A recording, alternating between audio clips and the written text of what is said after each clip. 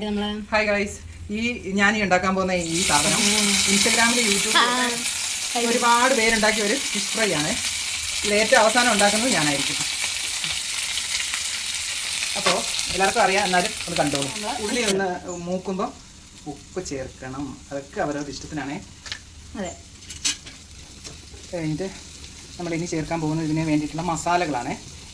എല്ലാവരും ചെറുത് ചെയ്ത് മറന്നു പോയിട്ടുണ്ടാവും, അതുകൊണ്ടാണ് ഓർമ്മിപ്പിക്കുന്നത്. കണ്ട കാശ്മീരി മുളക് പൊടിയുണ്ട്, നമ്മുടെ എരിവുള്ള മുളക് പൊടിയുണ്ട്, ഇത്തിരി ഉലുവാപ്പൊടിയുണ്ട്, മഞ്ഞൾപ്പൊടി എല്ലാം ഉണ്ട്. പിന്നെ കുറച്ച് ചതച്ച ക്രഷ്ഡ് ചില്ലി, മറ്റേത് ഉലുവയല്ലേ, എല്ലാം കൂടിയിട്ട് നല്ലപോലെ ഒന്ന്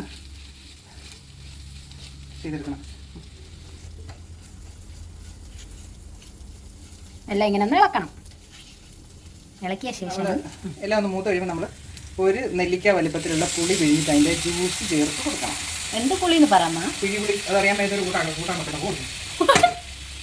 നമ്മൾ ഒന്നും കൂടി നല്ലപോലെ നമ്മൾ ഇളക്കിയിട്ട് ഒന്നും കൂടി ഉപ്പ് നോക്കണം.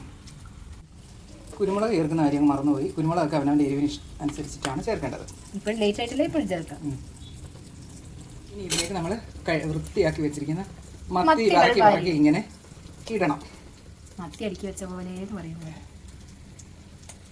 മുമ്പ് നമ്മളിത് തിരിച്ചിടണം. എല്ലാം തിരിച്ചിട്ടിട്ട് കാണിക്കാം. നമ്മളെല്ലാം തിരിച്ചിട്ട് എല്ലാം തിരിച്ചിട്ട് ഈ ഭാഗം തിരിച്ചിടണം. സാരമില്ല, തീ വയ്ക്കാം. തിരിച്ചിട്ടു.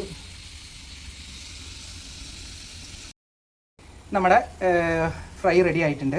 അതിങ്ങനെ ഈ മസാലയിൽ തന്നെ തിരിച്ച് മറിച്ച് കൊണ്ടിടുക. ഞാൻ ഈ ഇരുമ്പ് ചട്ടിയിലായതുകൊണ്ട് ഇച്ചിരി ടാസ്ക് ആയിരുന്നു. എന്നാലും ശരിയാക്കി എടുത്താൽ ഇതുണ്ട്. ഇത് മീൻ മുട്ടയാണ്. അപ്പം ഞാൻ ഇതാ വറുത്തത് എല്ലാവരും കാണിച്ചാണ് നമ്മളുടെ സംഗതി. ഇതിന് നമുക്ക് ശരിക്കും പറഞ്ഞാൽ ഇതിൻ്റെ ആവശ്യം പോലും ഇല്ല.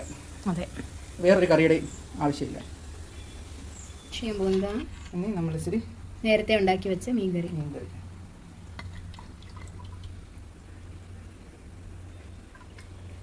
ഇത്രയും ചോറിന് ഇത്രയും കറി വേണമെന്ന് ചോദിച്ചാൽ ഇത്തിരി ചോറും കൂടി ഇതിനകത്ത് ഇടും.